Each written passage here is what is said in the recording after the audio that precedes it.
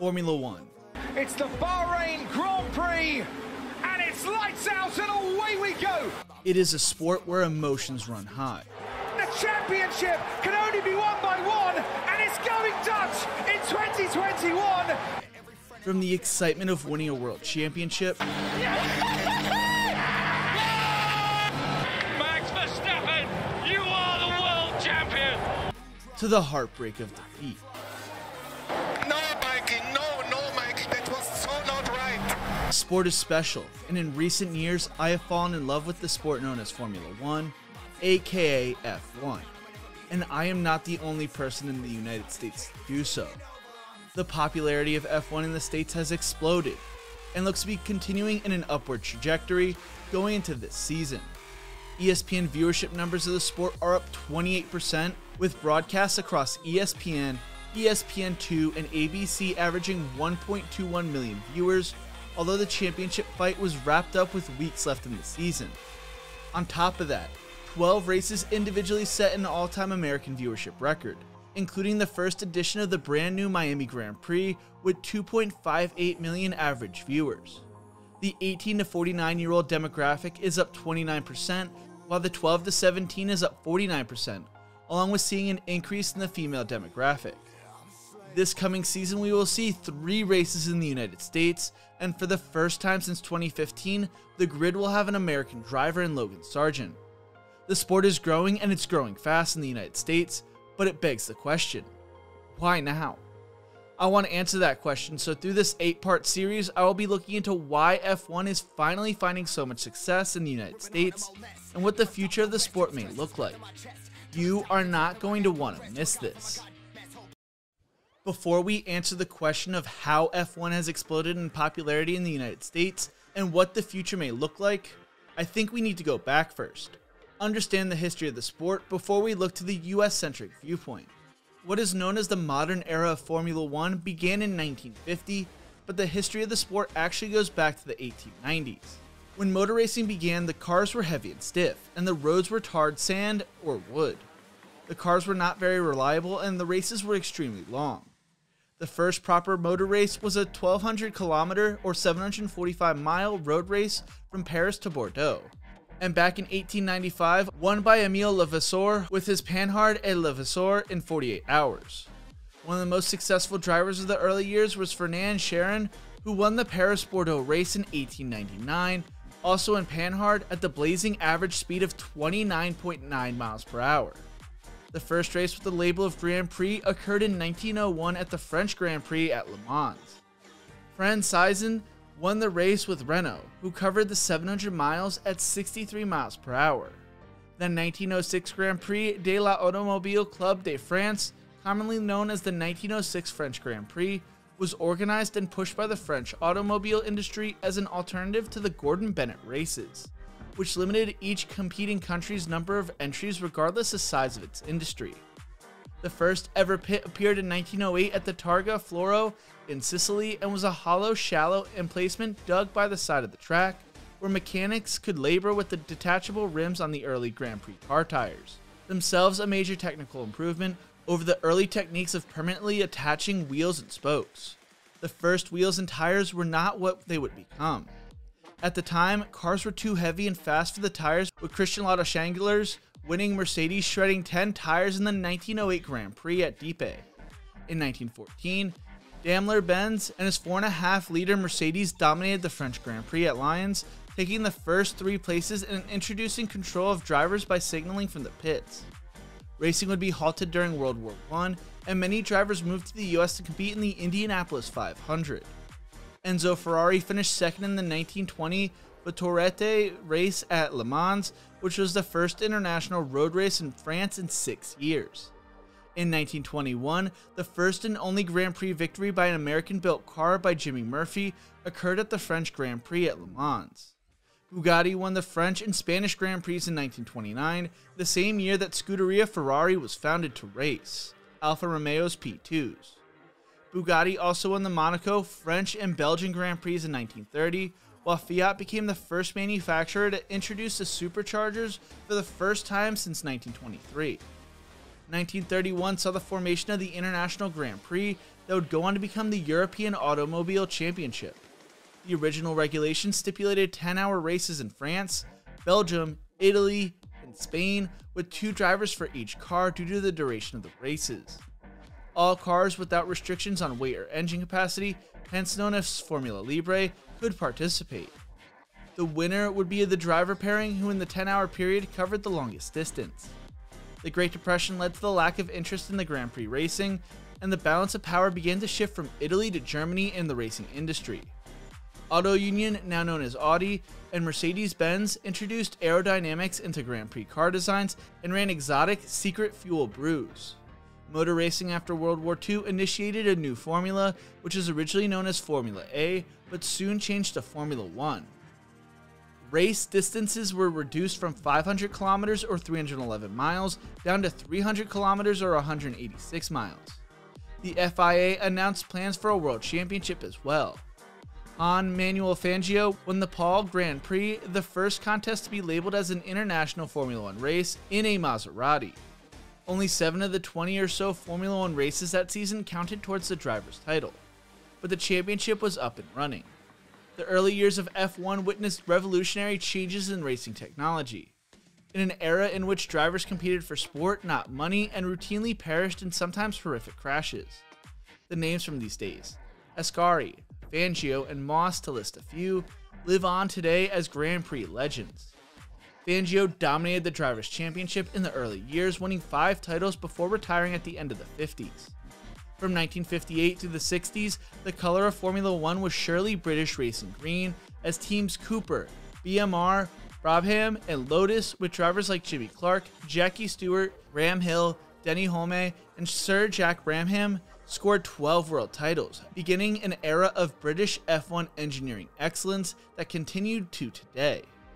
Cooper recognized that reduced fuel consumption in shorter races inevitably gave an advantage to lighter cars, driving a Works Cooper along with Brabham to second place in the 1960 World Championship was young New Zealander Bruce McLaren, whose real fame, like Enzo Ferrari, came later as a team owner. Every F1 World Champion since has been sitting in front of their engines.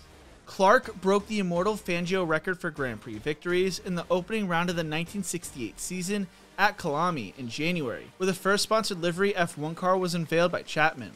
But unfortunately, Clark would die a few months later at Hockenheim in a relatively inconsequential F2 race after veering off into the trees in the wet on April 7th. One of the more significant developments in Formula 1 history occurred before Jim Clark's death in 1967, when Ford partnered with Team Lotus to develop the fabled Cosworth F1 engine, an engine that would go on to dominate for 2 decades. Formula 1 technology developed at a furious pace in the 1970s and early 1980s, as F1 designers mastered the art of making airflow work to produce downforce. But the price was the death of Jochen Rindt and the end of the classic Nürburgring after Niki Lauda's horrific flaming 1976 accident. The period saw a heady mixture of close racing, new and old winners, exciting cars, and amazing access sports heroism. It was a truly special age. This also saw the innovation around downforce as well. Formula 1 aerodynamic engineering developed at a furious pace, seemingly out of nowhere, beginning with the initial introduction of wings, or aerofoils, midway during the 1968 season, which allowed for the generation of downforce. Team McLaren won its first F1 title in 1974, and Ferrari returned to dominance. Despite their advances, ground effects had a problem, namely that slight miscalculations in setup would render the ground effect F1 car undrivable and wickedly unstable. Meanwhile, the economics and business of Grand Prix motor racing were also changing rapidly. Bernie Ecclestone rearranged the management of Formula 1's commercial rights, turning the sport into a billion-dollar global business. Becoming president of FACA in 1978, Ecclestone persuaded the teams of their worth and the value of negotiation as a coordinated unit. Until then, circuit owners and race promoters controlled many aspects of sport. In 1979, the Fédération Internationale du Sports Automobile, aka FISA, was formed and almost immediately clashed with FACA over revenue and regulations. Matters deteriorated to the degree of FACA boycotting the 1980 Spanish Grand Prix and threatened a breakaway. Tactics often turned on Ecclestone years later. In return, FISA removed its sanctions for Grand Prix racing. An uneasy truce came with the 1981 Concord Agreement, an ultra-secret contract governing allocation of the substantial and increasing revenues from F1, which began worldwide television broadcasting and initiated fees for race promoters that now exceeded a rumored $25 million per race. The relatively brief reign of turbocharged engines in F1 witnessed some of the greatest raw horsepower ever unleashed on the famous circuits, coupled with personal rivalries among champions that continued to affect the sports today. 1978 saw Mario Andretti win the World Driver title, while the 80s saw the likes of Keke Rosberg, Nelson Piquet, Niki Lauda, and Alain Prost dominate the decade. Ayrton Senna and McLaren would go on to dominate the early 90s, and in the early 1990s, active suspension and other driver aids would produce fabulously complex and fast cars, but resulted in an all-too-typical reaction by F1's governing bodies, banning the technology in order to generate safer and supposedly more exciting Grand Prix motor racing. Nigel Mansell and Prost would lead Williams to back-to-back driver titles and were followed by the first two of Michael Schumacher's many world championships. The late 90s saw Williams and McLaren close out the decade the same way they came into it, dominating. In the aftermath of the Ayrton Senna shocking 1994 death at Imola's infamous Tamburello corner while leading the San Marino Grand Prix, the F1 fraternity was shaken to its core. Once again, new technical regulations were imposed to slow the cars and improve driver safety. The 2000s saw drivers who were extremely talented and well paid. Schumacher won 5 straight titles to start the decade, followed by Fernando Alonso's back-to-back titles in 2005 and 2006. Kimi Räikkönen led Ferrari back to the top again in 2007, and a new young upstart driver named Sir Lewis Hamilton would win McLaren their first title in almost a decade in 2008. Braun, in its lone season as a team, led Jenson Button to his only World Drivers title. The V8 era also saw the rise of Red Bull and Sebastian Vettel, who would go on to win 4 straight Drivers' Championships. The 2014 season marked the start of the hybrid era, which was dominated by Mercedes and mainly Lewis Hamilton, who had won 6 of the 7 Drivers' Championships from 2014 to 2020. As of the end of the 2021 season, 34 Formula 1 drivers have won the World Championship out of the 770 drivers participating in Grand Prix. In March of 2019, F1 would see its popularity explode across the globe with the creation of the documentary series Drive to Survive. Drive to Survive gave fans a behind-the-scenes look into Formula 1 and can be linked to the purchase of F1 by the Liberty Media Corporation. The Netflix documentary Drive to Survive is probably the biggest factor for the growth and popularity of F1 in the United States. Before Drive to Survive, races in the United States were more relaxed, where drivers had a lot of privacy. Fernando Alonso told the New York Times, "Not anymore. In the airports, in the hotels, at reception, in the lobbies, there are people coming up to me everywhere. Restaurants I've gone to here are decorated with checkered flags. It's the kind of thing we're used to seeing in European countries." For decades, Formula 1 struggled to get a foothold in the US market. The competition, which involved custom-built cars that are considered the most technically advanced in the world, with the likes of Ferrari, McLaren, and Mercedes, all competing among other top brands in the sport. During a brief period in the 1970s, the sport picked up some steam here when Mario Andretti moved from IndyCar to F1 and won a championship, but other than that, it really wasn't a big thing. Every few years, the events aligned in a new market, accompanied by local fanfare. After a few years of indifference and mounting bills, it was inevitably abandoned in each place. There have been Formula 1 races at Watkins Glens, on the streets of Long Beach, California, on the grounds of Caesar Palace in Las Vegas, even on a track built inside the Indianapolis Motor Speedway. None lasted long. For years, there was no Formula 1 presence in the United States at all. During a span of nearly 2 decades, only 3 US Grand Prix were held. While Bernie Ecclestone ran Formula 1, he increased the revenues, but had little interest in raising the brand's profile on emerging platforms. He refused to let sponsors use the race footage in ad campaigns or allow drivers to share it on social media. He had no marketing staff, nobody selling partnerships. If he couldn't instantly figure out how to monetize an aspect of the business, such as all those potential American fans, he ignored it. That all changed in January of 2017, when Colorado-based Liberty Media paid $4.6 billion for the entire sport. John C. Malone saw the potential the underdeveloped assets the F1 contained had. He hired Chase Carey, who was a television executive who helped Fox acquire the rights to the NFL, ran Fox Sports, and helped make DirecTV profitable. John Bratches was hired on the commercial side. Bratches was a former ESPN executive vice president. Neither had even seen an F1 race. Bratches told the New York Times, "I didn't even know the direction that the cars ran around the track." He moved to London to run the business and found there really was no business to run. No media rights, no sponsorship group, nothing. At the time, Amazon was in talks with Mercedes about a short series. Mercedes driver Sir Lewis Hamilton was basically the face of the sport.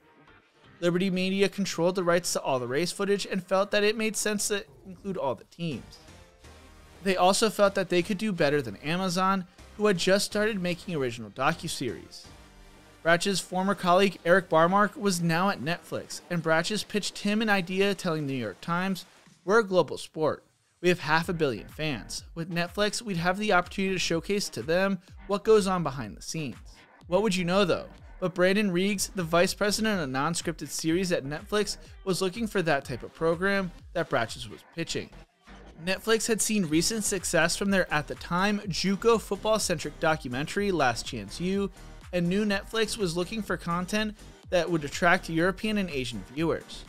So F1 was looking for a way to expand the US market and had a global audience, while Netflix had a huge US-based audience and was looking for a more global audience.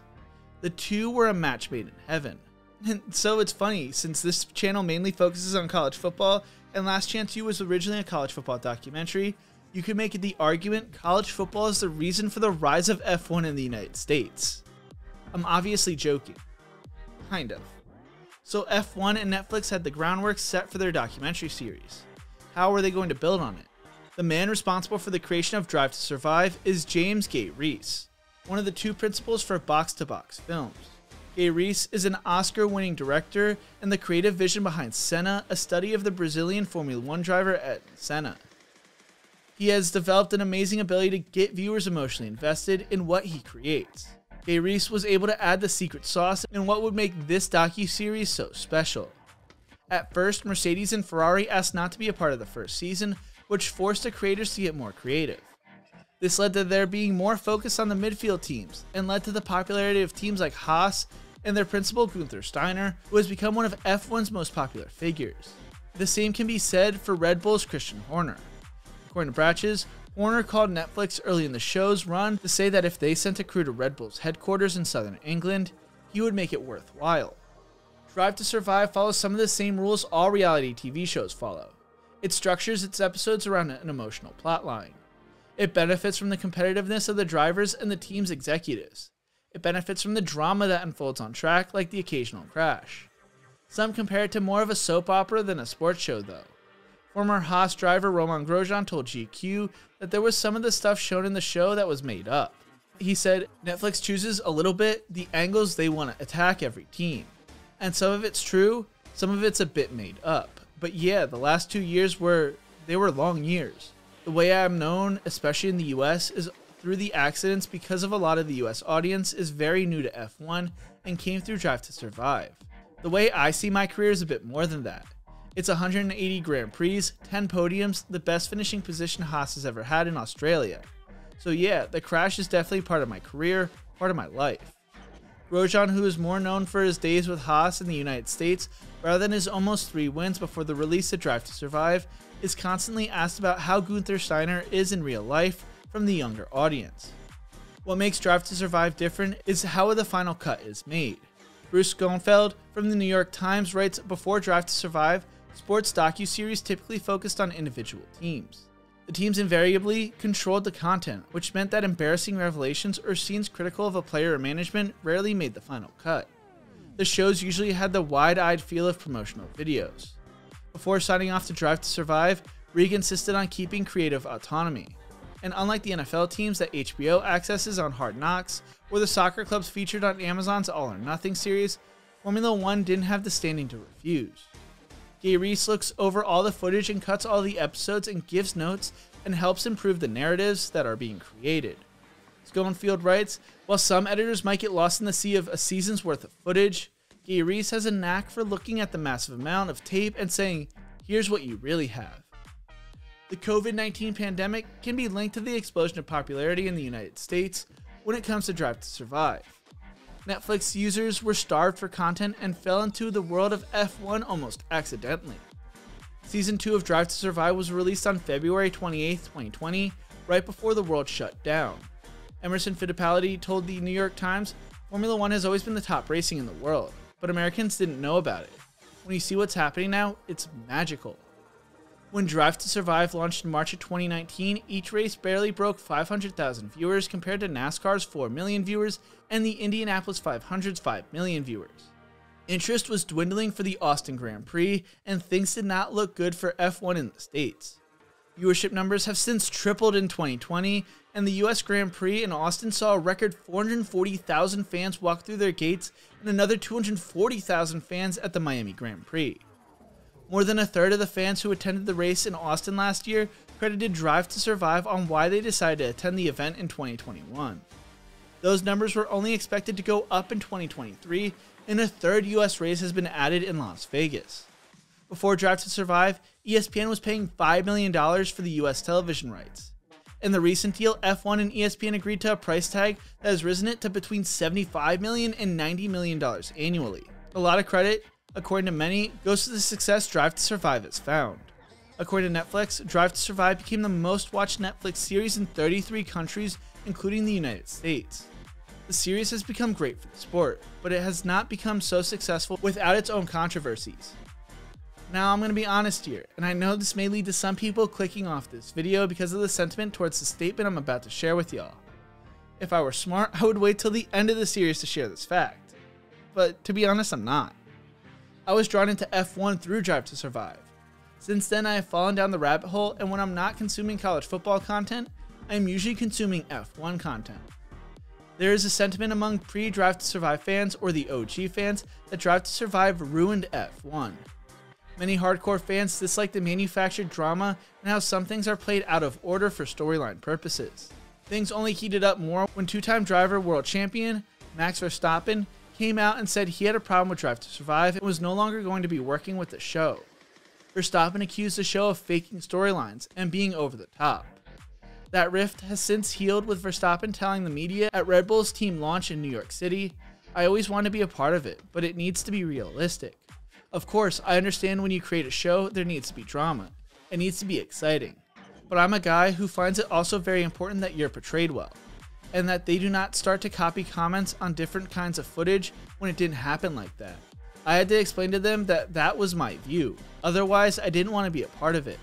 Schofield writes, "Audio clips and reaction shots have occasionally been used misleadingly to help create a heightened narrative. In a Season 3 episode entitled Man on Fire, Hamilton was shown responding to a competitor's near-fatal crash by saying, 'It's a little scary. Makes you feel vulnerable.' It turns out that was actually footage referring to catching COVID-19. A few others have come out and said that maybe the show should reduce the amount of created drama to bring in new audiences. Drive to Survive is not a perfect creation, but has done what it was created to do almost perfectly. Season 5 will release in a few days, which may lead to even more fans tuning into the opening race March 5th. Drive to Survive probably is the biggest driving force to the rise of F1 in the United States, but you want to know what another driving factor is? Americans love a winner. The New York Yankees, the Dallas Cowboys, the Los Angeles Lakers, Tom Brady, LeBron James, Michael Jordan. What do all these people and teams have in common? They're some of the biggest names in American sports and some of the biggest winners in American sports history. There's one thing Americans love, it's a winner, and someone with a lot of money. You know how many people I went to high school with that said they were Giants fans and all of a sudden were wearing Eagles jerseys last weekend? Winners provide an easy way to categorize someone in sports. You either love them or you hate them. They are either the biggest heroes or the biggest villains. It's what makes sports so special. Formula One has historically always had one team or driver that dominates the sport. Michael Schumacher in the early 2000s, Lewis Hamilton in the 2010s, and now Max Verstappen in the 2020s. As of the time of making this documentary, before them there was Ayrton Senna, Alain Prost, and Nelson Piquet. F1 has always seen teams like Ferrari, McLaren, Mercedes, and Red Bull dominate at different periods of time. Is it a coincidence that those are the three most popular teams globally? When someone wins, it gives them a story you can look back on and say, hey, that's when I knew they were going to be good. The rise of Formula One in the United States also coincided with one of the best battles for an F1 title between Lewis Hamilton and Max Verstappen in 2021. So why do Americans love a winner? It's a great question. And Kareem Abdul-Jabbar's The Way Americans Regard Sports Heroes versus Intellectuals speaks volumes. He writes, on April 19, 1980, more than 50,000 Parisians marched through the streets to mourn the loss of one of their own. It was the funeral of Jean-Paul Sartre, the French existential philosopher and winner of the Nobel Prize in Literature, which he refused along with the $500,000 prize money out of concern it would compromise his independent thinking. In America, the mass public display of grief and affection is usually reserved for pop culture icons, not unapologetic intellectuals. Maybe it's the time to rethink our priorities. I can't imagine the death of an American philosopher or literary writer drawing such a crowd. We do turn out for our fallen sports heroes. Babe Ruth had 150,000 at his funeral, and there was 100,000 at Muhammad Ali's. Both well deserved. On the other hand, how many attended the 1996 funeral of equally deserving American poet Loretta Joseph Brodsky, an immigrant who won the Nobel Peace Prize in Literature in 1987? I don't know the answer because the information isn't even available. Americans love their superstars. Tom Brady won 7 Super Bowls during his NFL career and became one of the biggest stars the game has seen in a long time. He recently announced his retirement on the beach and someone sold that section of sand for an absurd amount of money. LeBron James recently broke the NBA scoring record, and fans, instead watching it live, they watched it through their phone screens to post a picture. American loves winners, and we have 2 winners in Formula 1 in Sir Lewis Hamilton and Max Verstappen. Sir Lewis Hamilton was born on January 7th, 1985 and grew up in the United Kingdom. When he was 5, his father bought him a radio-controlled car and he fell in love with racing. When Hamilton was 6, he almost won the National BRCA Championship against adults. Hamilton was the only black child racing at his club and often dealt with racism. Hamilton's father bought him a go-kart for Christmas when he was 6 and promised to support his racing career as long as he worked hard at school. To support his son, Hamilton's father took redundancy from his position as an IT manager and became a contractor, sometimes working up to 4 jobs at a time, including employment as a double glazing salesman, dishwasher, and putting up signs for real estate agents, all while making sure to attend every one of his son's races. Hamilton quickly started winning races and cadet class championships. In 1998, he was signed by McLaren's driver development program and quickly rose to the racing ranks and accumulating multiple awards. Hamilton would make his F1 debut in 2007 and finished on the podium in his debut race. He finished as the runner-up in 2007's World Driver Championship, setting multiple records and falling short by 1 point. In 2008, he won his first driver's title for McLaren and continued to perform on a high level. In 2013, he signed with Mercedes and would go on to win 6 of the next 8 drivers' titles. Up until this past season, he had won a race in every season of his career. He is currently tied for the most driver championships with Michael Schumacher. Max Verstappen, on the other hand, was born on September 30th, 1997, and is a Belgian-Dutch driver. Max's father, Joost, is a former F1 driver, and his mother competed in karting as well. He grew up in Maaseik, a Belgium town on the Dutch border, but back in 2015 told the media, "I actually only lived in Belgium to sleep. But during the day, I went to the Netherlands and had my friends there too. I was raised as a Dutch person, and that's how I feel." Max competed in the Mini Junior Championship and graduated to the Rotax Max Mini Master class and won the Belgium Championship in 2006. Throughout his junior career, he won multiple championships and was starting to develop the image of the next big thing. At age 17 and 3 days, Max became the youngest person to ever participate in an F1 race weekend and became the youngest driver to start an F1 race in racing history for Toro Rosso. They even changed the rules after he did this. Midway through the 2016 F1 season, he took over the Red Bull racing seat next to Daniel Ricciardo. He won his first race with Red Bull, becoming the youngest driver to do so as well. In 2019 and 2020, he finished third in the Drivers' Championship before winning his first Drivers' Championship in 2021 and repeating as champ in 2022. The 2021 season could not have lined up more perfectly for F1, which almost makes it feel manufactured according to some. While F1 was seeing an explosion in popularity in the States and worldwide, fans witnessed one of the greatest F1 seasons and rivalries over a decade, if not ever. The Verstappen-Hamilton rivalry had been building up for years and was finally ready to explode. Verstappen diving past Hamilton to win the Malaysia 2017 Grand Prix, their brush in Bahrain in 2018 that gave the Red Bull driver a puncture, Verstappen off after being suckered into making a high-risk passing attempt in China the same year, their battle in 2019 at Monaco, the Hungaroring and Interlagos. This slow burn built up to 2021 and meant the pair already had a storied history as the foundation of their rivalry. As a fan, you either loved Max and hated Sir Lewis, or loved Lewis and hated Max. As well as that, at times Verstappen and Hamilton appeared to have hate for each other in 2021, but that underlying respect remained. This battle came down to the last lap, with Ed Straw from F1.com writing, "The 2021 season was the longest in F1 history. The title battle raged across 22 races, from the start of the Bahrain Grand Prix to the last lap in Abu Dhabi. That made it a conflict of enduring intensity, leaving both the drivers and their teams drained, run and ragged, and occasionally saying and doing things they would have cause to regret. Sports creates a unique pressure, and when it's a battle between the greats, they resist the cracks better than most. But this 22-part rivalry, during which Hamilton and Verstappen finished in the top 2 positions 14 times, with the points lead changing hands 5 times, pushed the pair to the absolute limit. It wasn't just about speed, but endurance, with the competitive swings ensuring the role of quarry and prey was exchanging repeatedly. The pair battled on track repeatedly during 2021, but the collision at Copse Corner on the first lap of the British Grand Prix and at the first chicane during an Italian Grand Prix was the rivalry's boiling over point. The FIA stewards penalized Hamilton for Silverstone and Verstappen for Monza, with the 2 incidents making a significant contribution to the bad blood between the drivers and their teams.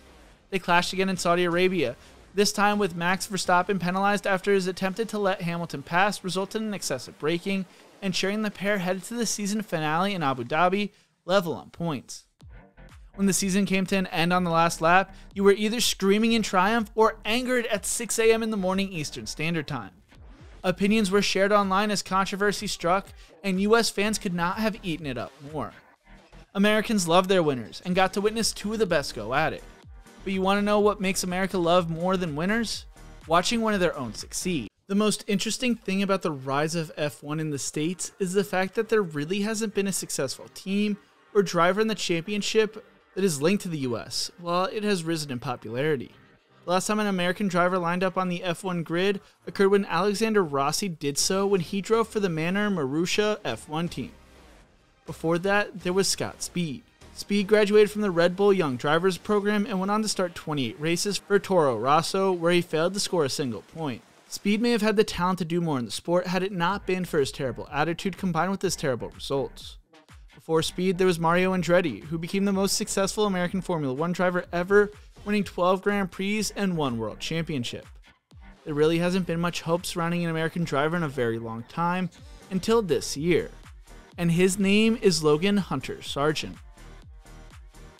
Can we start off by talking about how American of a name Logan Sargent is? Like the script writes itself. Okay, jokes aside, let's get serious. Logan Sargent was born on December 31st, 2000, and grew up in Florida. He's the son of energy billionaire Harry Sargent III, which helps when it comes to the racing world, which relies heavily on funding. Growing up, his idol was NASCAR driver Jeff Gordon, and he actually grew up watching that more than he did F1 because of how popular it was in the US. He then started following F1, where he became a fan of Felipe Massa while he was still with Ferrari and ended his career with Williams.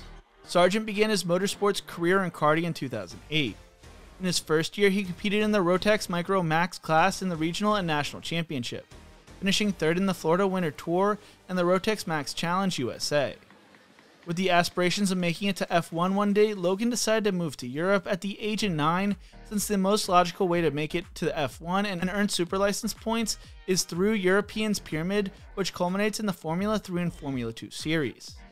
This meant he could race on the same Pirelli tires, familiarize himself with the same circuits F1 uses, and get accustomed to a similar lifestyle. Logan explained the decision saying, "I purely moved for the opportunity to reach Formula 1. I put in a lot of sacrifice for this. I was 100% committed to Formula 1. I knew if I went the European route, I could always go back to America, but I feel like the other way around is extremely difficult. It was worth the sacrifice to go back to Formula 1. America is always going to be there to go back to." Sargent competed in multiple karting series before he made his single-seater debut in the Formula 4 UAE Championship with Team Motopark. During the 2016-2017 season, Logan scored 15 podiums but failed to win a race and finished second behind teammate Jonathan Aberdeen. In 2017, he joined Carlin to compete in the F4 British Championship, where he won 2 races and finished third in the standings behind teammate Oscar Piastri and Jamie Caroline. In 2018, he competed in the Formula Renault Eurocup with Race GP, winning the season opener at Paul Ricard and later adding wins at Nuremberg and Barcelona. He finished 4th in the driver's standings and 2nd behind Christian Lundgaard in the Rookie Championship. Logan made his return to Carlin in 2019 in the Formula 3 Championship, where he scored points in 4 different races and finished 19th in the championship. Although these feeder series are supposed to be equal machinery, that is not always the case, so sometimes figuring out how successful a driver is, you need to look at their teammates. Future Formula 2 champion Felipe Drugovich finished 16th in the standings, while Tepi Nattori finished 24th. He also impressed many when he finished 3rd in the Macau Grand Prix, a race that can be a strenuous street circuit that with any false moves can lead to you finding yourself in the wall. At a track where it is extremely difficult to pass, Logan brought himself up to the podium from 10th place on the starting grid. In 2020, Logan found himself partnering with Frederick Vesti and Oscar Piastri for Prima Racing, a team that spits out F1 driver after F1 driver. Logan found himself in a title fight with Piastri, and after hitting a few snags towards the end of the season, he found himself finishing 3rd behind Theo Pourchaire by 1 point and 4 points to Piastri. Many thought Sargent may graduate to Formula 2 after such an amazing season, but due to financial reasons, he was unable to. Instead, he found himself driving for a lackluster Charouz Racing with his back against the wall. This was going to be his last chance to prove himself and earn his backing to make it to F2. He led Charouz to their first victory in Formula 3 and finished the season impressively in 7th place. Sargent would earn an F2 seat with Carlin after signing with the Williams Drivers Academy. Many expected this to be a 2-season affair for the young American driver, and after that, maybe he'd earn an F1 seat. Things all changed when Sargent won the British Grand Prix at Silverstone on July 3rd, the day before the United States Independence Day. You have to admit that's pretty poetic. All of a sudden, Williams started to believe they had a young star on their hands, and with a floundering Nicholas Latifi, talks began to heat up for Sargent to get the spot. After a second win, and things falling through with Williams getting Oscar Piastri on a loan, those talks really heated up, and Sargent was basically told if he finishes in the top 6 of the F2 Championship, that the seat was his. The reason he needed to finish 6th or higher was to earn enough super license points to qualify for F1. This was all confirmed when Formula 1 came to Austin and Sargent was taking part in the practice sessions. Sargent drove the Williams again at the Mexico City Grand Prix and Sao Paulo Grand Prix and Abu Dhabi Grand Prix. Sargent did what he needed to do to earn enough super license points, clinching it during the final F2 race at Abu Dhabi in the season finale. He finished 4th in the F2 Championship and was the highest rated rookie. Following the end of the 2022 season, Sargent participated in postseason testing with the Williams FW44 in Abu Dhabi. He chose to use the number 2 for his racing number as well. According to Williams, Sargent was not given the seat due to being an American, he earned it on merit. His goals during testing is to just get comfortable with the car and learn its limits, and he drove exceptionally well during said events. There seems to already be a lot of pressure on Sargent before he ever starts an F1 race weekend, but he is not letting that get to him. Sargent told ESPN, "I get asked that question a lot. From my side, I have so much self-expectation and I put a lot of pressure on myself to perform anyways that anything else from the outside doesn't really equal that. I don't think it's any extra pressure. I see all the media, but I just have to block it out. I have a job to do. First, FP1 in Austin, and then finishing the Formula 2 season strong. I can't really focus on anything beyond that right now. I obviously know the history of an American not being in there for a while, but I can't dwell on that too much. I can't really afford to. I feel like at the end of the day, I've put in so much hard work, as much work as anybody else to reach this point. And I just have to look at it to prepare the best I possibly can to be the best driver I could possibly be next year. And hopefully I could represent well and make them proud. But I don't think it's any extra pressure, to be honest. I feel like I have high expectations for myself as it is." Sargent may not be the only American driver on the grid for long, with IndyCar's Colton Herta being mentioned the most as the next American driver in Formula 1. The 22-year-old, who became the youngest IndyCar Series winner in 2019, has been rumored for an F1 seat in the past and has tested with McLaren, but he still needs to earn more super license points. While Sargent will be driving for a team that is towards the bottom of the grid, it will still be fun to see an American in this position. I was all ready for the start of the season, but knowing that Sargent will be on the grid this year only makes me more excited. Who knows what his career will entail? All I know is I will be rooting for him, and I hope he finds success at the F1 level. Over the next few seasons, we will see 3 different races in the United States, which can be traced back to its explosion of popularity on this side of the Atlantic. But that was not always the case, and there have been times in the past where there have been no United States races. So let's look back at the history of the United States Grand Prix and how we've gotten to where we are today. After a few unsuccessful races in the United States throughout the 1950s, F1 finally found its home for an extended period of time at Watkins Glen in New York. The first iteration of the track was short with only 8 corners and overlapped the non-permanent street design, which made it a challenging track. Then in 1971, there was the addition of the boot section, which added an extra element to the end of the lap. Throughout the 70s, it was upgraded, widened, and tweaked to add safety, but in the end, the development of the ground effect cars would prove its demise. Due to how fast and challenging the track was, it became too dangerous and was under fire for not having adequate facilities. It hosted its final race in 1980. In 1976, F1 decided to add the United States Grand Prix West in Long Beach, California. The circuit was designed to become the Monaco Grand Prix of the United States, with its rapid shoreline drive straight leading into the tight hairpin, followed by a sequence of chicanes. It was regularly tweaked and upgraded in accordance with year-on-year concerns, such as the location of the pits or the safety concerns over the layout, with the idea of the track taking over for the aging Watkins Glen. It was a hit and beloved by many, and it looked like it was going to be the future United States Grand Prix for years to come until race organizer Chris Pook decided IndyCar was a better use of the money. In 1981, Formula One moved to Las Vegas. When you think of Las Vegas hosting a race, you think of the Strip and all the cool attractions in the city. The original track design for Las Vegas decided not to go down that route, instead choosing to host the race in a parking lot of the Caesar Palace Hotel. While a terrible idea, the track was actually put together well. There was an ample runoff, and for a street circuit, room for overtaking. It's easy to see why a Las Vegas Grand Prix had its appeals. Caesar's Palace gave it an extra gravitas, and this was a sensible place to try to establish F1 as a force in the US. It instead failed, and F1 was off again looking for a new home. F1 would then move its United States Grand Prix to Detroit, where they would race from 1982 to 1988. This was a street circuit through and through with sharp turns and a strange looking layout, but turned out to be a decent layout. 2 challenging hairpins were the cornerstones of the early design, though one was scrapped in 1983. An attempt at innovation included a backdrop of General Motors headquarters, the Renaissance Center, a tunnel, and even a railroad track crossing. Its demise would be caused by the below-par pit lane complex, which caused it to be eliminated from the calendar. The track would not go down without a fight, as during the final race, the circuit actually broke apart due to the intense temperatures. While there was the race in Detroit, there was also a race held in Dallas in 1984, and at first, the race looked promising. Its demise would be the fact that the construction was rushed and the track began to crumble during qualifying and even broke apart during the early part of the race. The circuit was constructed at Fair Park and conceived a way of showcasing Dallas as a city, although there was no F1 history. The track layout was a sequence of twists and turns that led to a pair of straights before a tight finish to the final lap. The United States Grand Prix name returned for the first time since 1980 and 1989 when the race was hosted in Phoenix.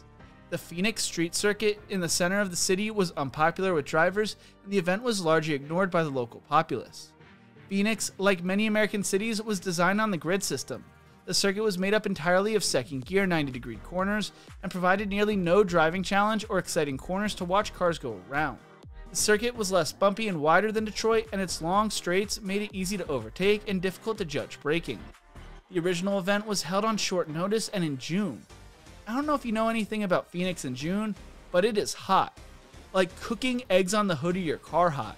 The race moved to March for the following season. In October of 1991, members of the International Auto Sports Federation, FISA, decided to cancel the contract with Phoenix. There were rumors of a race on the streets of the Manhattan borough of New York City for 1992 and a race on the streets of the Las Vegas Strip for 1995, but these never materialized, and a Formula One event would not be held in the United States for the next 9 years. You know, a race in Manhattan has always been something that interests me, or one in Hoboken, with the New York skyline and Statue of Liberty in the background. In 2000, after 4 decades, F1 made its return to Indianapolis with a road course that implemented the famous oval. The first race drew a massive crowd of over 200,000, justifying the efforts to reinstate the race. The honeymoon stage wouldn't last very long though, and things got bad in 2005 when only 6 cars started the race. A little background information. The 2005 season saw a new rule introducing that restricted drivers to a single set of tires for qualifying in the race. Bridgestone and its sole frontline user Ferrari struggled to adapt, leaving the Michelin teams led by McLaren, Renault, Williams, and Toyota to set the pace. And then we went to Indianapolis and everything changed. After 2 crashes at the beginning of the weekend, alarm bells began to go off for the Michelin tire runners. There was a wave created in the sidewall as you went around the banking, and it was a question of the frequency of the tire relative to the design of the tire. It's like those old suspension bridges when the wind blows and the frequency is right and they just fall apart. The Michelin teams held a meeting that night, and the idea of introducing a chicane took hold.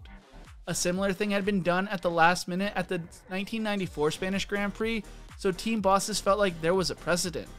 This idea was scrapped by FIA race director Charlie Whiting, who was concerned over safety and the lack of simulations if there was a change to the track.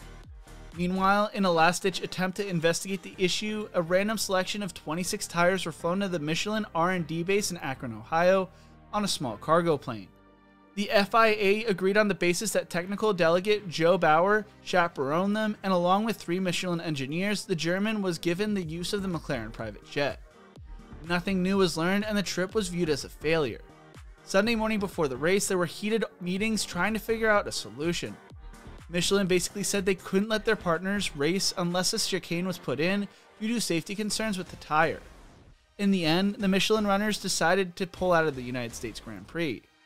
After the required formation was complete, 14 cars pulled into the pit lane, leaving just 6 Bridgestone cars to start on the grid. The race ran with just 6 Bridgestone cars from Ferrari, Jordan, and Minardi taking part.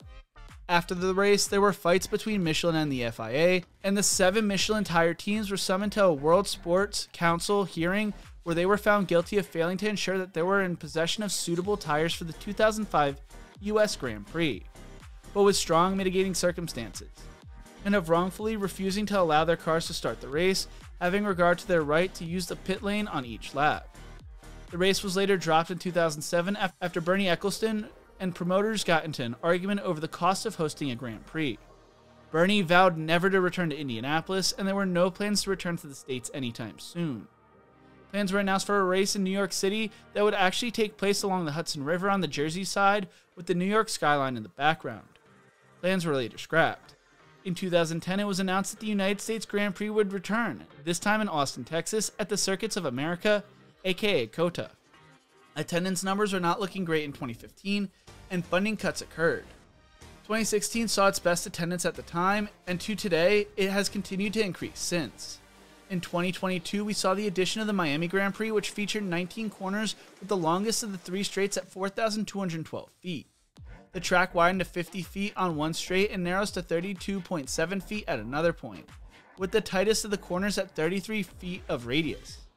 This race surrounded the Miami Dolphins football stadium campus. In the center of the track, near turns 11, 12, and 13, there was a 24,000 square foot beach club featuring a resort-style pool with luxury cabanas, bars, and DJs playing music. A Monaco-inspired fake marina yacht club was constructed, completed with about a dozen dry dock yachts, on the infield of turns 6, 7, and 8. Some race patrons paid $38,000 for a 4-person yacht club package, or $19,000 for 2-person pass, or $9,500 for a single. Later this year, we will also see the addition of the Las Vegas Grand Prix, with this version of the race taking place on the Strip this time. It is an exciting time to be an F1 fan in the United States, with 3 races across the country. When it comes to United States-based teams, things are starting to get excited. At one point, it looked like Haas was going to be sold. Now it looks like the American-based team is here to stay and is climbing up the grid. Ford will be partnering with Red Bull come 2026 when they start working on their engine with them, while Andretti is trying to join the grid with a partnership bid with Cadillac. There's a possibility that by 2026, there will be 2 US engine suppliers and 2 US-based teams in Formula 1. Who could have seen that coming? Gene Haas made a fortune in tools manufacturing before starting his own NASCAR team. He would serve more than a year in prison for attempted tax evasion, and after he was released, decided to dive into the world of F1. After his release in 2009, he dove into Formula 1. Headquartered in North Carolina with some of Haas's other ventures, Haas F1 has been badly underfunded compared with the larger teams. It doesn't have the budget to design and build cars that can win races. Predictably, it has struggled to attract top drivers. Haas bought Marussia F1's Banbury headquarters to serve as a forward base of operations. For their engine, Haas decided to work with Ferrari, and this approach of establishing a far-reaching partnership with them was met with a mixed response from the paddock. The constructor was applauded for pioneering a low-cost model that would allow new teams to enter the sport and be competitive, which had been of a concern for the sport for many years. The team started off strong in 2016 with Romain Grosjean and Esteban Gutierrez as their drivers. In the debut race, Grosjean finished 6th, scoring 8 points for the team. This made Haas the first ever American constructor to score points in its first F1 race and first constructor to do so since Toyota in 2002. Grosjean finished 5th in Bahrain, but after that the team would only score on 3 more occasions to finish 8th in the Constructors' Championship. 2017 brought Kevin Magnussen to Haas to team up with Romain Grosjean. They would find early success, including their first ever double points finish in Monaco, and finished 8th in the Constructors' Championship once again. 2018 saw the American team finish 5th in the Constructors' Championship, but that would be as high as they would ever get. Haas added controversial title sponsor Rich Energy in 2019, a deal that would be terminated midway through the season, which would later turn out to be false. But the issues weren't over yet. Rich Energy faced numerous legal issues during the year, including being found to have plagiarized the logo of bicycle manufacturer White Bikes. The contract would be terminated and Haas finished the season in 9th place. In 2020, they finished 9th in the Constructors once again and were bleeding money. They would turn to 2 rookies in Mick Schumacher, the son of the great Michael Schumacher, and Russian paid driver Nikita Mazepin. The team decided to focus their development on the 2022 car instead of the 2021 car to save money. They also secured Uralkali, a Russian potash fertilizer producer, of which Mazepin's father Dmitry was a key shareholder, as the title sponsor for the team.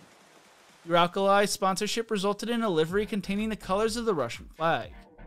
You know, it just didn't sit right with me having those color schemes on an American car. And the team finished 10th in the Constructors. There were rumors that Gene was considering selling the team to Dmitry. Mazepin was in the running for the purchase of Force India in 2018, but lost to Lawrence Stroll, who renamed the team Racing Point, now Aston Martin.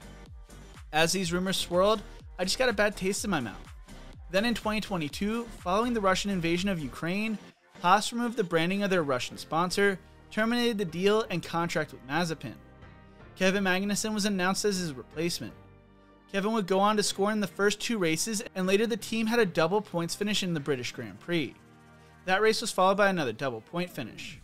Later in the season, Magnussen took pole in Sao Paulo, although he would be forced to retire after a collision with Daniel Ricciardo. Haas finished 8th in the Constructors, and it feels like they are having momentum going into 2023. They signed a new title sponsor in MoneyGram for 2023 and beyond, signed Nico Hülkenberg to the team up with Magnussen, and plan to be able to develop the car throughout the season. More prize money this year means more possible upgrades for Haas, which means they could continue their upward trajectory this season. Ford will be making its return to F1 with Red Bull racing in 2026, serving as a technical partner to the Red Bull and Red Bull powertrains as opposed to a full work squad.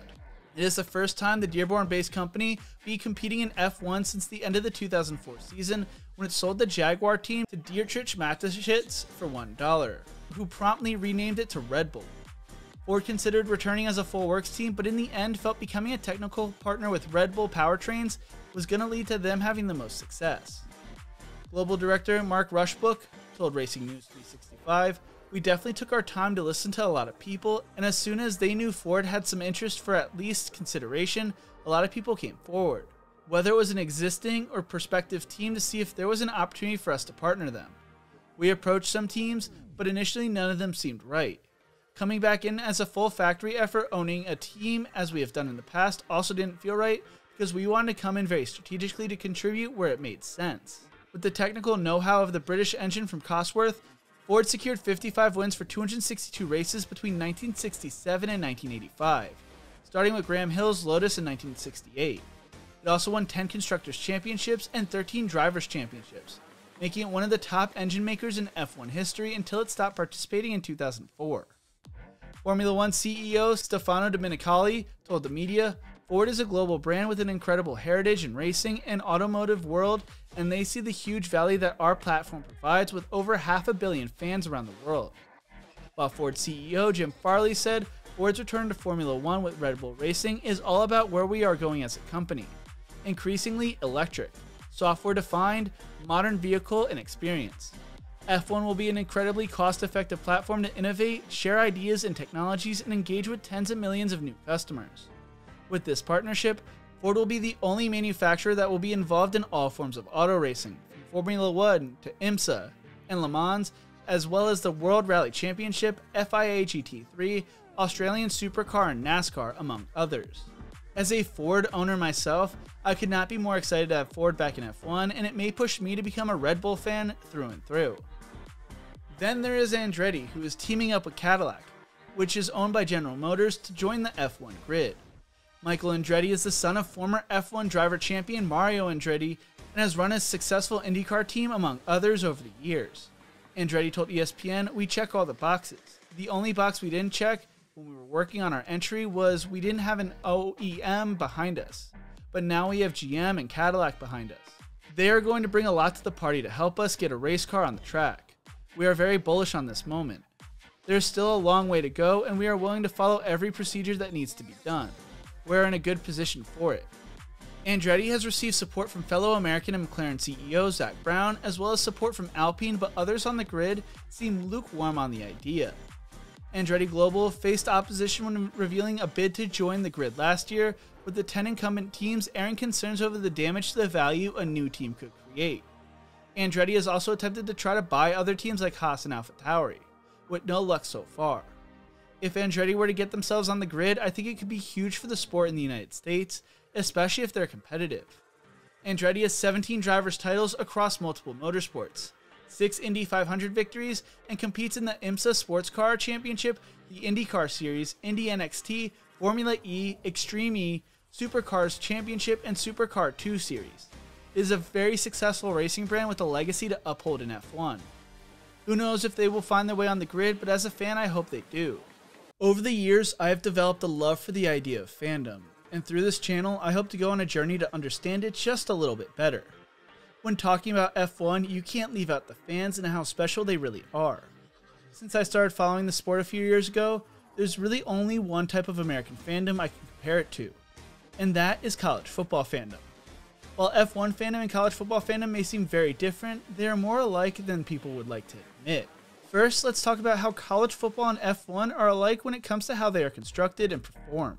College football has not seen a first-time national champion since 1996, when Florida won its first of 3 national titles over a 13-year-plus period. In that same 27-year stretch, 3 F1 teams have accounted for 18 F1 World Constructor Championships, which is awarded to the most successful F1 team. Like in college football, while winning a championship is something you hope, it may not be a reality. Bowl season is a lot like the midfield in F1. Outside of the top 3 teams in F1 sits 7 other teams who have just as big of goals and dreams, even if those dreams aren't winning world championships. These teams refer to themselves as the midfield, while others refer to them as Formula 1.5 or Formula 1.5. Regardless of what you call them, to the midfield the goal is to be the best of the rest and to hopefully crack into the top 3 one day. Along with that, the FIA and NCAA are more alike than one would like to admit, and it sorta sucks. And the coaching carousel is a lot like silly season in F1. The teams with the most cash usually win in F1, like the teams who usually have the best recruits in college football. But the thing that makes these two sports so alike is the fandom side of everything. College football fans are probably some of the craziest, most passionate fans when it comes to sports in the United States. It is a fandom that is passed on from generation to generation and just means more.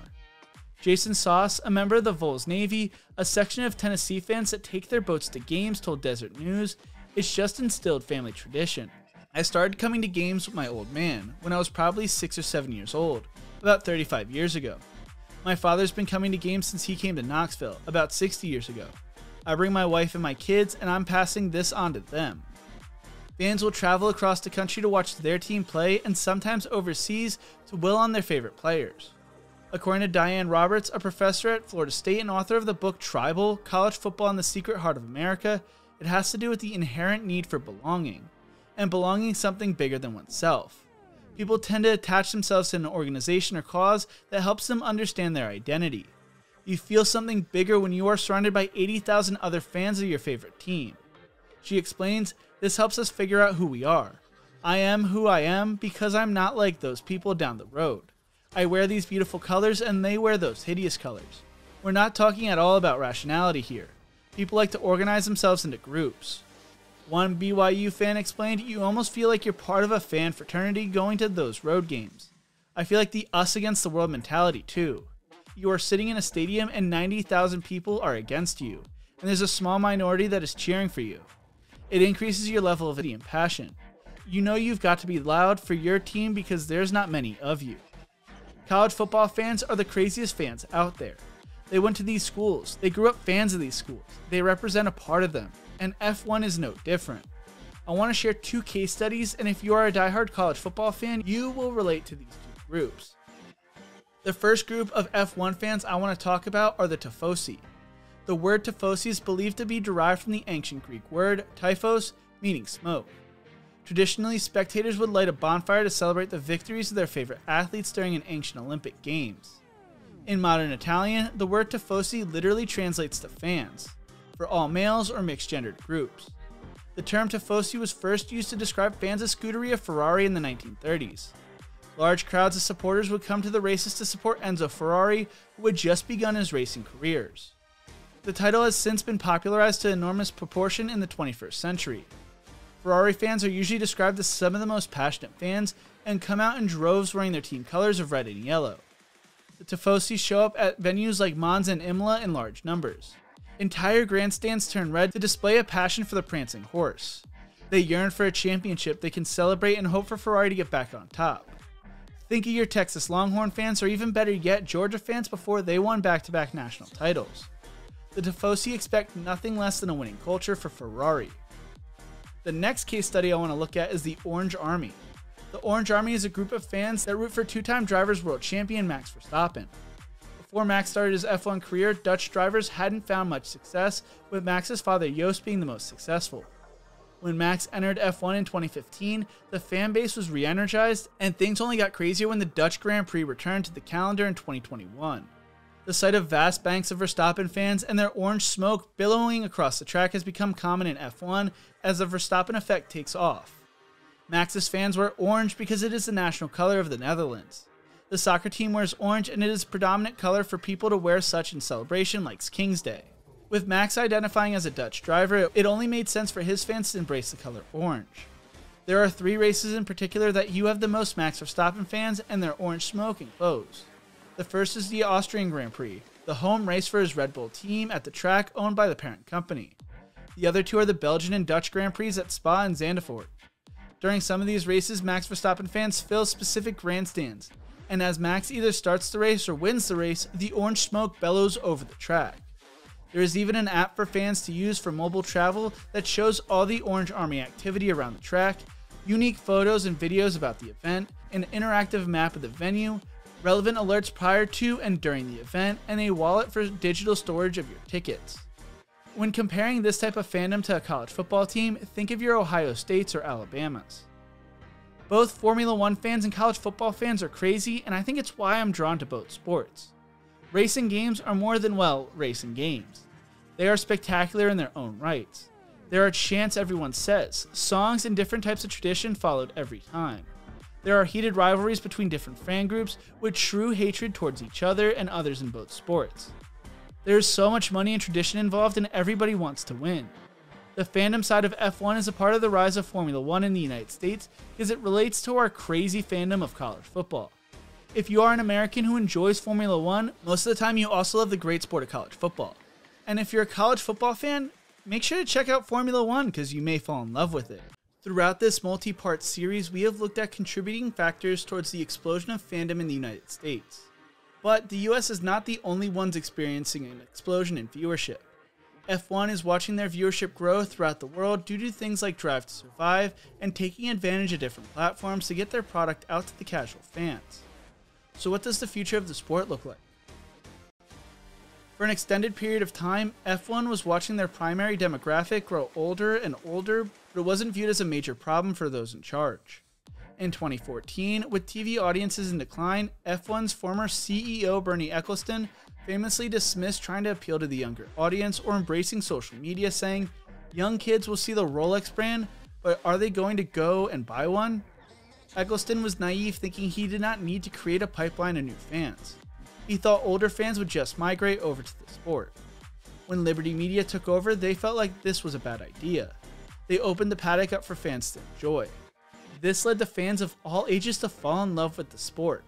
Fans got to see their favorite drivers on things like TikTok, Instagram, and live stream through things such as YouTube and Twitch. It gave a face, name, and personality behind the visor. There are team allegiances, of course, but fans nowadays are less likely to follow nationalities or team history.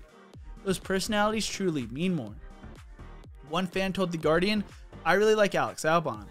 I know his car's not great, but he's fighting with a smile on his face, having fun, and he's got real character.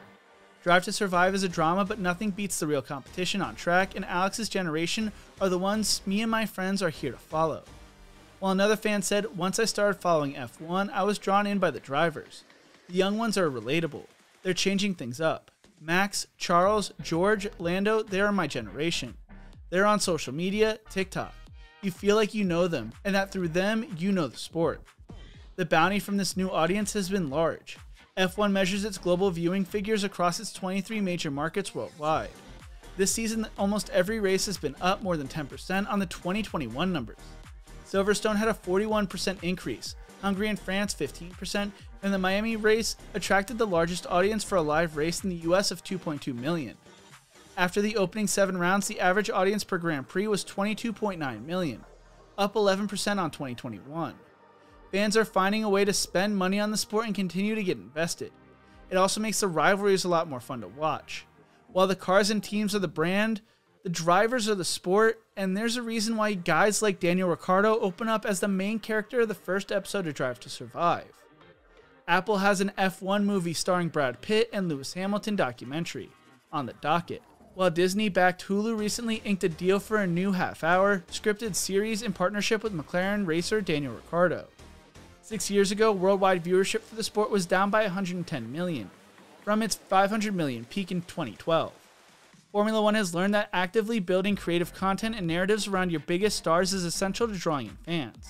It will be a key driving force to keep fans invested and to continue the growth of the sport in the future. Formula One also has the goal of continuing to innovate the automotive industry, with plans to run cars that no longer rely on fossil fuels by 2030 and could be done by 2026 when the new engine regulations start. F1 writes, "The new F1 power units will run on fully sustainable fuels thanks to intense research and testing from Formula One and partner Aramco. This means that no new fossil carbon will be burned, with carbon instead being derived from non-food sources, genuine municipal waste, or even out of the atmosphere." The manufacturers of Formula One also use the sport to market and research for their own brands of cars. With the auto industry looking to be going in the all-electric direction, so will F1, who plans to lead the innovation. The current 1.6-liter V6 turbocharged internal combustion engines will evolve, including a far more powerful electrical component. The MGUK, or kinetic motor generator unit, will almost triple the amount of electrical power produced by the current hybrid components. With all these changes, some are concerned around the loss of horsepower, but that is not going to be the case. They will still have over 1,000 horsepower, but will also use less fuel. All these engine changes are also supposed to make the cars safer, according to F1, with them riding with the MGUK set to be enclosed within the chassis. Next to the battery and the control electronics, all high voltage equipment will now be contained within the safety cell, making for a safer car. The reason for all these changes? Because Formula One believes it is their responsibility, saying Formula One is committed to keeping more material above ground as it targets environmental responsibility. Recycling options will be mandated for batteries, while at the end of the MGUK's life, materials such as cobalt will be recycled. With these new power units, the future of F1 will be just as fast and exciting as ever, but more sustainable, relevant, and responsible than ever before. As we close out this crazy journey, we can now see how Formula One became so popular in the States and beyond, and why they will continue to thrive. I believe Formula One is going in a good direction, and I cannot wait to see what the future brings for them. It's a sport I have fallen in love with and can't believe I was missing out on for so long. It's been crazy to watch the explosion of popularity, having first come across the sport over the summer of 2019 when my college buddy showed me the documentary. It's something I now always try to find the time to watch. I'll get up at 4 AM or stay up till 3 AM to watch races and qualifying. I talk to my buddies about the sport and try to bring people into the sport whenever I have the chance. I have fallen in love with the drivers, and while Sir Lewis Hamilton is my favorite driver, I can't say there is a driver I dislike or root against. I buy all the video games, something I didn't even touch in my docuseries and may have to talk about in the future, and I have an F1 TV membership. I will always remember taking an early train home from New York City last summer on a Saturday morning. Qualifying was going on, and I did not want to miss it, so I pulled out my cell phone and started watching it. When I lifted my head up and looked around the train, I saw a handful of people doing the same exact thing. Or there was the time I was rewatching Drive to Survive on a plane, and someone made a comment to me about it. For the next 2 hours, we talked non-stop about F1. And finally, the last story I will share occurred during the Russian Grand Prix 2 years ago. I was getting off the plane until all of a sudden everyone came to a stop. It was the end of qualifying, and everyone was trying to catch the results as the last few cars came across the line. No one cared about making connecting flights. Instead, we were all bonded over Formula One. I know the way I fell in love with the sport of Formula One may be considered controversial according to the OG fans, but I don't care. I love the sport so much, I made this multi-part documentary about it. The sport has seen amazing growth in the States over the past few years, which is amazing, but the best of all is how the new fans bond over it, whether you're a Lewis Hamilton, Verstappen, or Charles Leclerc fan. Every fan I come across just loves finding another person to talk about the sport with. I believe Formula One is not only here to stay in the United States, but I think it will continue to grow here. From Drive to Survive to American drivers to even new American manufacturers, it is awesome to see how everything has come to be in such a short amount of time. So what caused the explosion of F1 fandom in the United States? The perfect combination of a bunch of things. What do you think caused F1 to become so popular here? Let me know in the comment section below. If you enjoyed this video, make sure to check out one of my other videos right here, and make sure to subscribe for more quality content. Thank you so much for joining me on this journey. I had so much fun making it, and as always, remember to embrace the grind.